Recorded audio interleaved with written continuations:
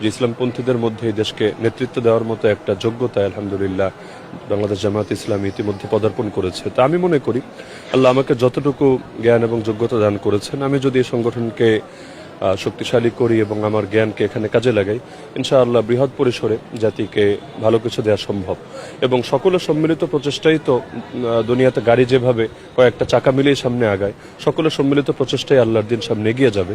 তো যার কারণে মূলত এই লক্ষ্যকে সামনে রেখে বাংলাদেশ জামায়াত ইসলামের সঙ্গে আমার সম্পৃক্ত হওয়া।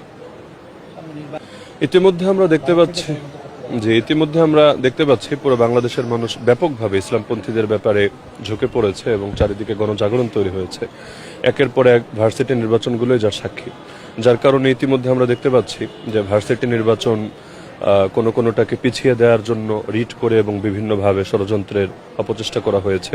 তো আগামী নির্বাচনকে সামনে রেখেও এ ধরনের আশঙ্কামূলক নয়, বিভিন্ন শক্তি পার্শ্ববর্তী রাষ্ট্র থেকেই হোক অথবা এই রাষ্ট্রের ভেতর থেকেই হোক, যারা নির্বাচনটা যাতে সুষ্ঠু না হয় এবং এক্ষেত্রেও যাতে পূর্বের মতো একটা পক্ষপাতমূলক নির্বাচন হয়, বৈষম্যের নির্বাচন হয়, এজন্য তারা চেষ্টা চালাবে। আমি মনে করি পুরো বাংলাদেশের জনগণ এবার যেহেতু ব্যাপকভাবে ঐক্যবদ্ধ এবং আগের তুলনায় অনেক বেশি সচেতন, আমরা সকলে মিলে সব ষড়যন্ত্রকে রুখে দিতে পারবো ইনশাআল্লাহ। অন্তত এবার আমরা কোনো ধরনের পক্ষপাতমূলক নির্বাচন, দিনের ভোট রাতে অথবা পেশি শক্তি দিয়ে ভোট কেন্দ্র দখল ইত্যাদি কোনো কিছু আমরা মেনে নেব না। সকলে মিলে সম্মিলিতভাবে প্রতিরোধ গড়ে তুলব।